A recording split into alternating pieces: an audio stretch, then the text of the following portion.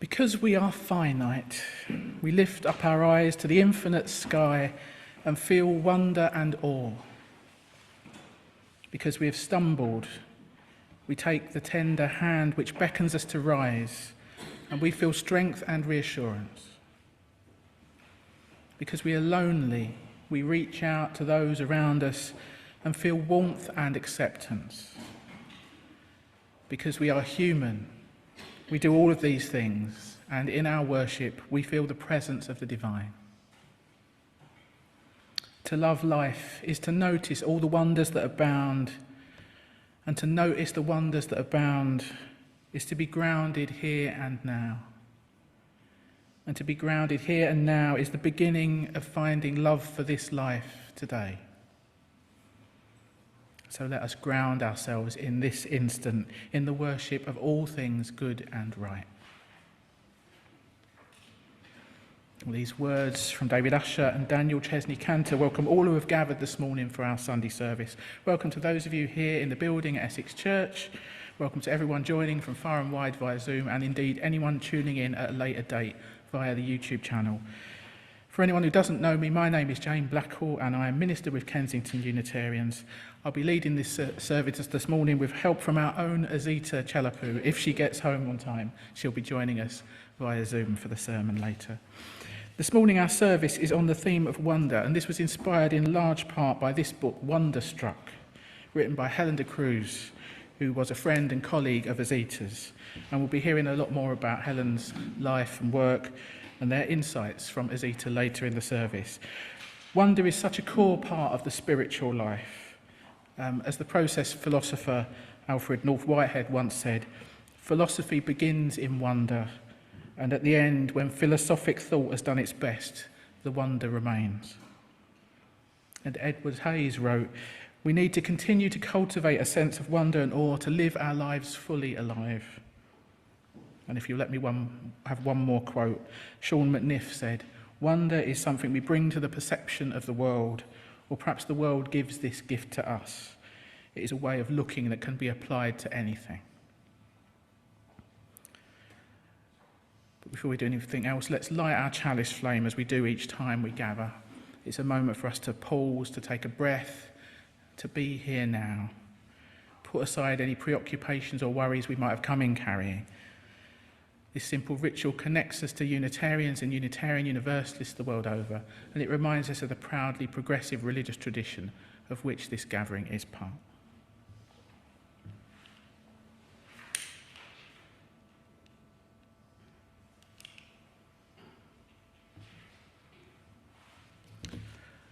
We light our chalice in gratitude for the grace of mystery, for all the times we've stood in awe and wonder at the depths of our inner lives and the beauty of our outer lives made one. Time to sing. Our first hymn today is number 209 in your green hymn books, and it's an old favourite, A World Transfigured. For those who are joining on Zoom, the words will be up on screen. Feel free to stand or sit as you prefer, but sing up as best you can, A World Transfigured. Amen.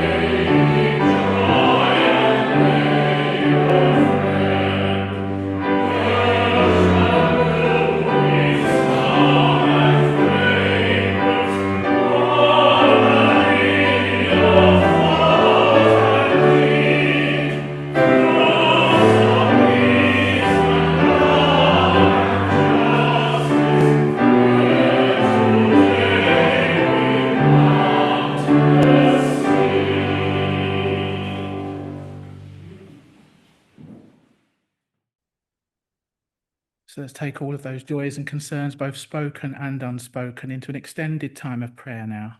This is based on some words from Adam Slate. You might want to adjust your position to get more comfortable. You might want to close your eyes. Perhaps there's some posture that feels more prayerful. Whatever helps you to get settled and centered into the right state of body and mind for us to pray together now. Be present to ourselves, to each other, and that which lies within us and beyond us.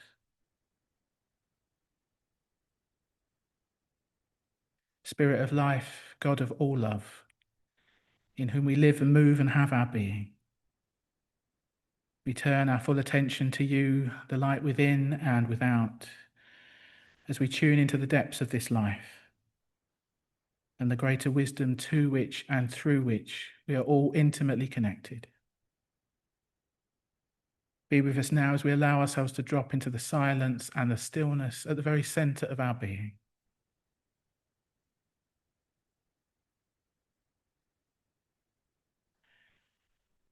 Spirit of life, Spirit of love, Spirit of hope, Spirit of justice, God known by many different names.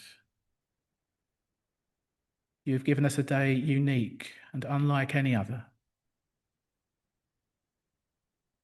You have connected us, all of us, connected us with each other and with the world in ways that are largely a mystery.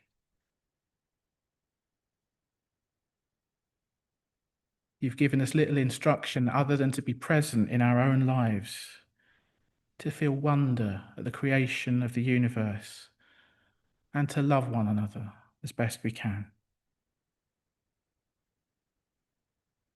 You have put gifts and challenges in our paths, joys and sorrows, strengths and frailties, some of which we've already encountered and others we have yet to discover. On this unique day, may we receive the blessings that we need to flourish and the courage that we need to act in service of the good.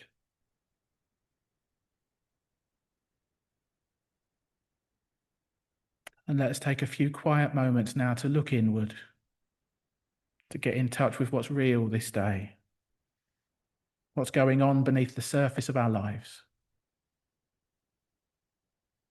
Let us notice what it is that we're carrying, what is troubling us, what is bubbling up,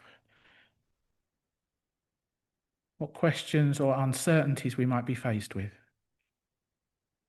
what hopes and dreams we nurture.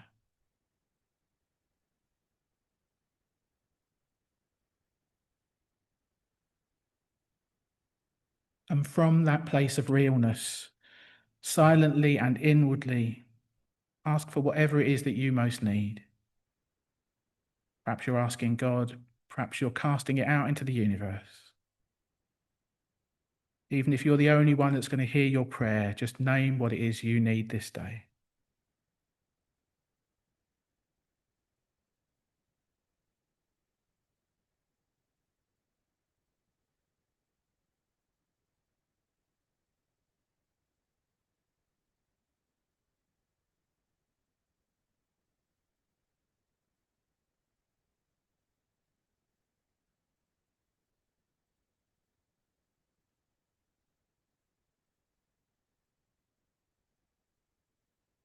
And let us give thanks for what we already have. Look back on the week just gone and recall all the moments of kindness, comfort, pleasure, or joy even. And let us silently and inwardly take the time to savour those gifts and take in the good.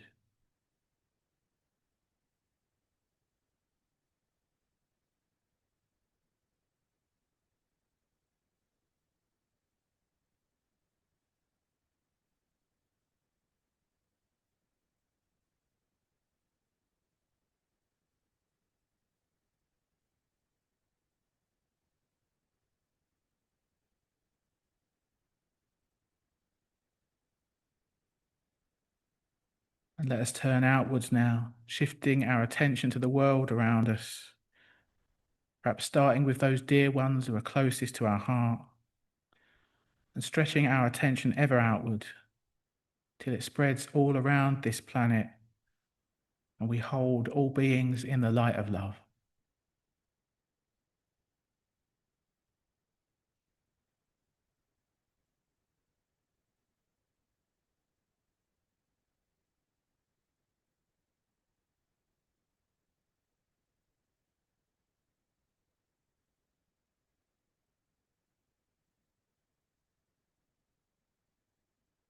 Spirit of life, God of all love, as this time of prayer draws to a close, we offer up our joys and our concerns, our hopes and our fears, our beauty and our brokenness. And we call on you for insight, healing and renewal. As we look forward now to the coming week, help us to live well each day and be our best selves, using our unique gifts in the service of love, justice and peace. Amen.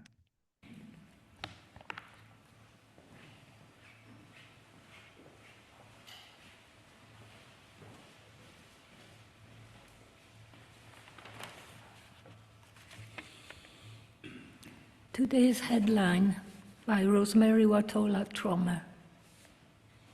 And then one day, while I read aloud to my husband the news and felt the widening hole in my heart, he raised his hand to quiet me.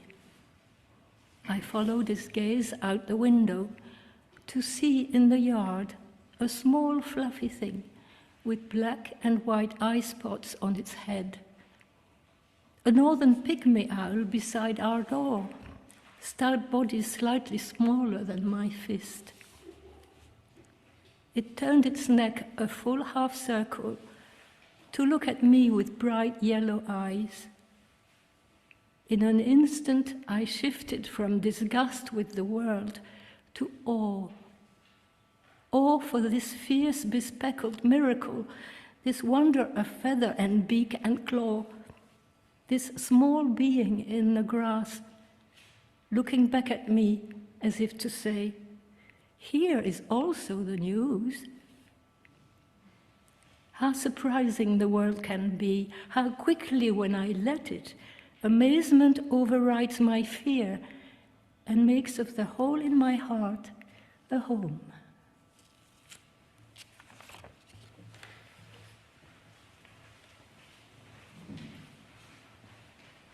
Thanks, Marianne.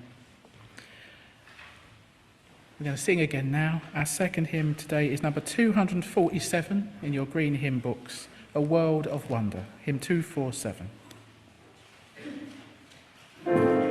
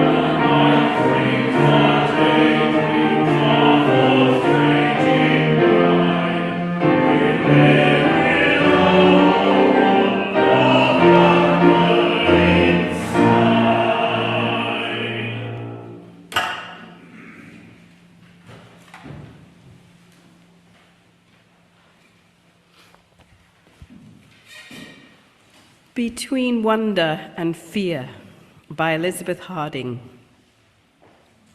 A few years ago, when we'd been married only a short time, my husband asked me what I wanted to do on our trip to Sedona, Arizona. I thought a minute and then asked, could we go on a hot air balloon ride? He made the arrangements.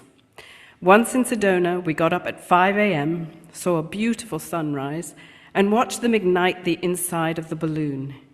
We climbed in the basket with a whole bunch of strangers. That was when I told my husband, I'm afraid of heights. It was an amazing ride. We saw the red hills up close enough to land. We floated past tall trees and watched the sun continue on its journey.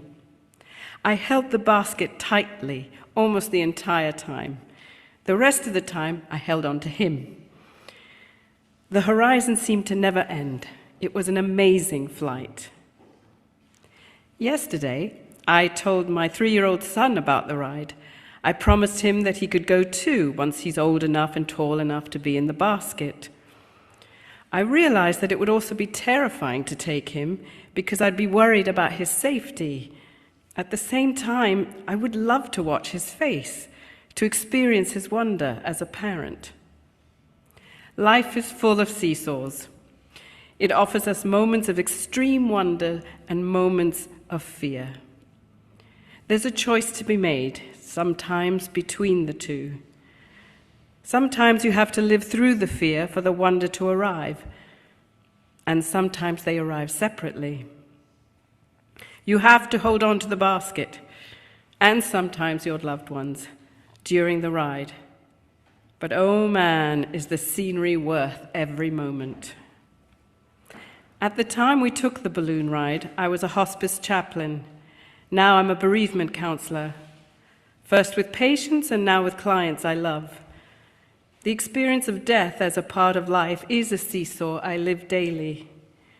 This work has transformed me. My desire for wonder overcomes the awareness of my fear, tilting the seesaw. I choose to put more life into my years. And then she concludes with a few brief words of prayer. Spirit of life and love and transformation, may we hold the moments of fear with wisdom and awareness. May those moments be our teachers and open us wider in spirit. May we seek out the moments of wonder. May we open ourselves to be overcome by their possibilities so that we too can become transformed. May it be so. Amen.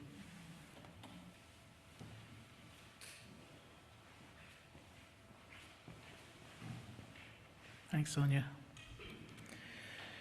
We're moving into a time of meditation now, and to take us into the stillness, I'm going to share some words by the Estonian poet Jan Kleplinski, titled The Wonder Is, which reminds us how wonder is within reach even among the mundane rounds and all our daily aggravations.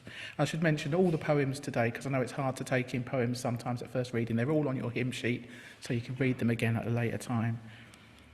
After the poem, we'll hold a few minutes of silence, which will end with the sound of a bell. And then we're going to hear some more beautiful music for meditation from Abby and Grace. So do what you need to do to get comfortable. You might want to get your feet flat on the ground. You might want to close your eyes. The words, they're just an offering. Feel free to use this time to meditate in your own way. The Wonder Is by Jan Kleplinski. The washing never gets done. The furnace never gets heated. Books never get read. Life is never completed. Life is like a ball which one must continually catch and hit so that it won't fall. When the fence is repaired at one end, it collapses at the other. The roof leaks, the kitchen door won't close. There are cracks in the foundation, the torn knees of children's pants. One can't keep everything in mind. The wonder is that beside all this, one can notice the spring, which is so full of everything, continuing in all directions, into evening clouds, into the redwing's song, and into every drop of dew on every blade of grass in the meadow, as far as the eye can see, into the dusk.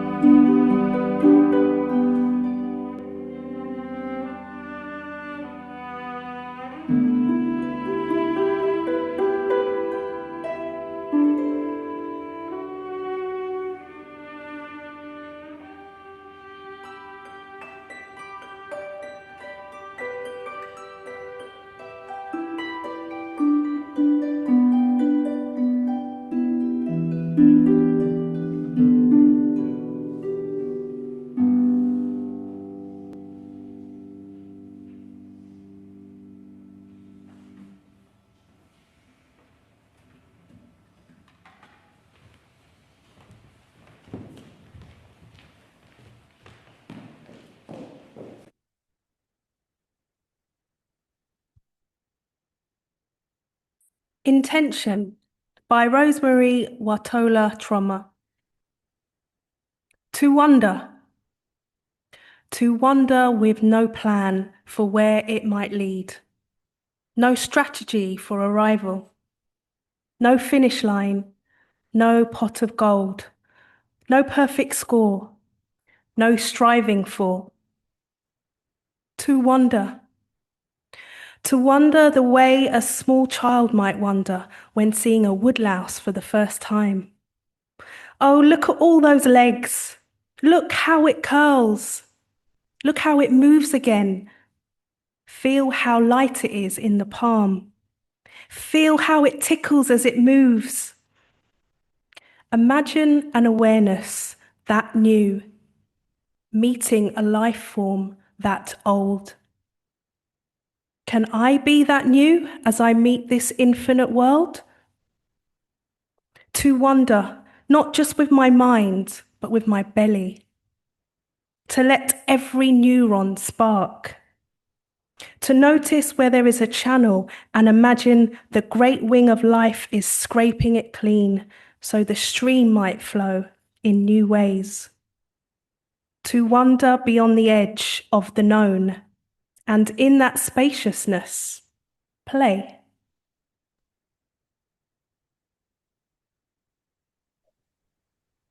Hi. I'm sorry I wasn't able to make it there in person, but I'm glad I still managed to be able to give this reflection online, even if I'm having to give it from bed. Helen de Cruz was a remarkable philosopher of mind, science, religion, and art, who I had the pleasure of connecting with through their tireless efforts to make philosophy more diverse and welcoming.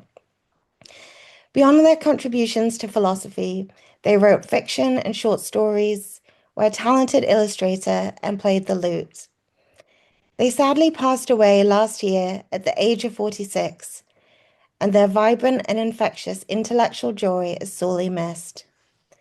That intellectual joy shines through in the last book they published, called Wonderstruck: How Wonder and Awe Shape the Way We Think.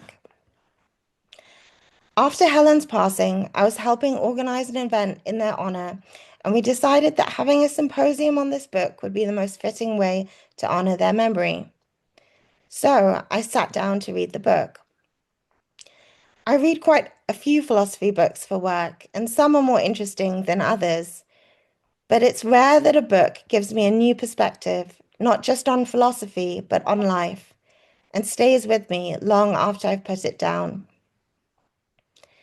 Wonderstruck is about the power of awe and wonder in shaping our lives, in being curious and open to the world around us, and in finding joy, hope, and meaning.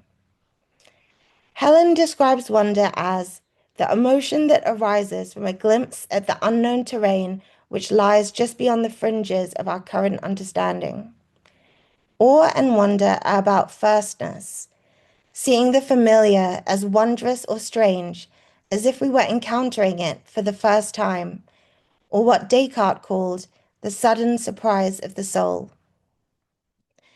The book covers the role of awe and wonder in many domains of our lives, from philosophy to psychology to science to magic. But now I'll say a little more about the power of wonder in religion and in transforming the world. For most of their life, Helen identified as a Christian. However, after moving to the United States, they came to feel alienated from the kinds of American Christianity they found themselves surrounded with, although not alienated from spirituality.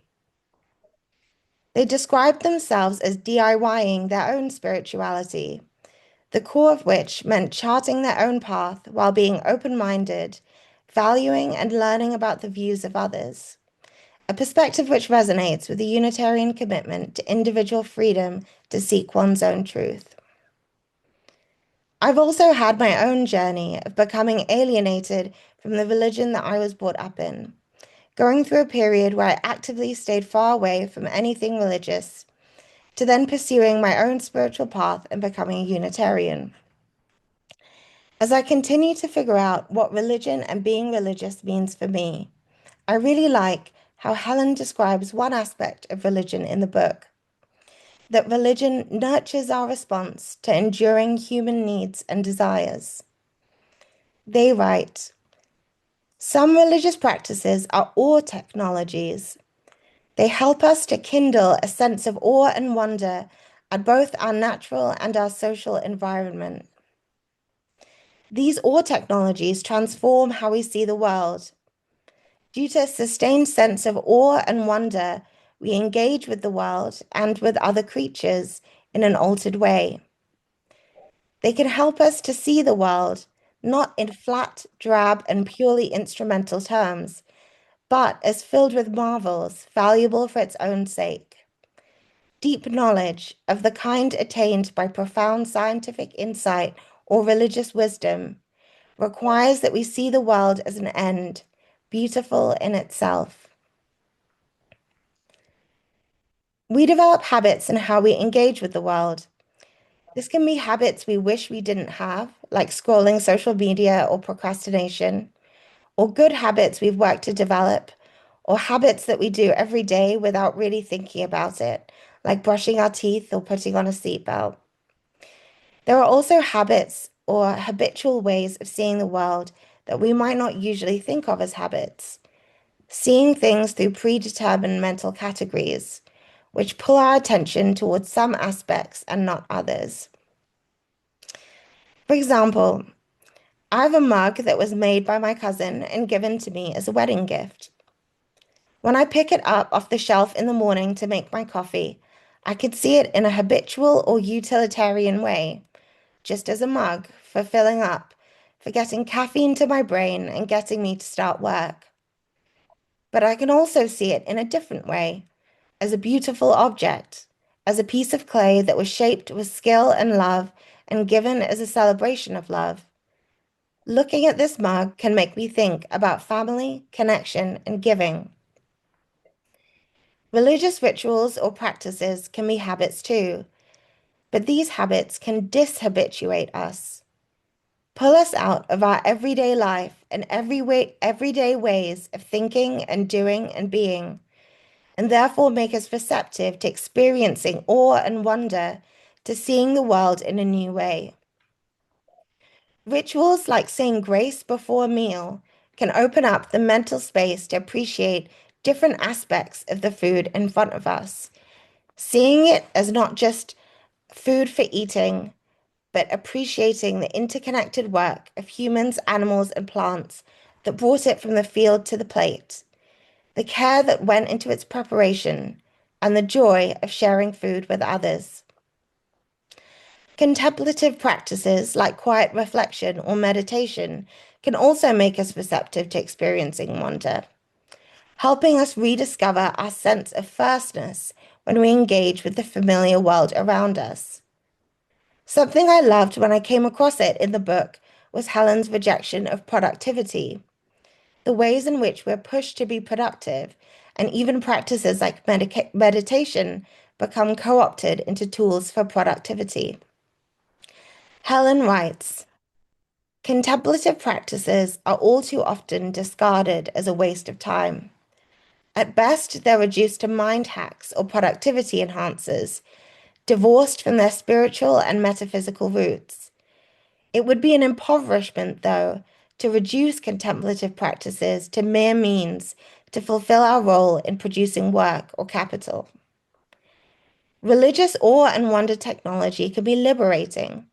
It can free us from seeing the world in certain set ways, allowing us to meet the wondrousness of the world we are part of on its own terms. Religious practices that aim at wonder afford a kind of freedom in their limitations. We don't need to think about how meditation or mindfulness make us more productive. Engaging with these practices for that reason would be contrary to their aims. Rather, in pursuing them, we can begin to question the idea of productivity and what role it plays in our collective lives. And this leads me to another part of the book that really spoke to me. That wonder can not only help us find joy, hope, and meaning in our own lives, but can also help transform the world. Wonder can help us see the natural world not as a means or resource, but as valuable in itself. It can give rise to a sense of being interconnected, not only with our fellow human beings, but also with nature and even the universe at large. Seeing with firstness can help us not to take social categories for granted, to question our assumptions, and to open up possibilities for change. Wonder can be a source of resilience and strength in doing the work of protecting the world around us and fighting injustice. Wonder can be an antidote to despair. Wonder is something we can cultivate in ourselves, seeking out opportunities to experience it. I'll finish with a final passage from Wonderstruck. We can choose to see things with firstness, and for that, we do not need to travel anywhere. You can watch the sun pour through a stained glass window in the afternoon, dust motes falling onto a warm hardwood floor. You can observe people as they talk together quietly in a cafe, say their goodbyes at a train station, or rush to catch the bus, allowing you glimpses of a bigger picture of lives intertwined.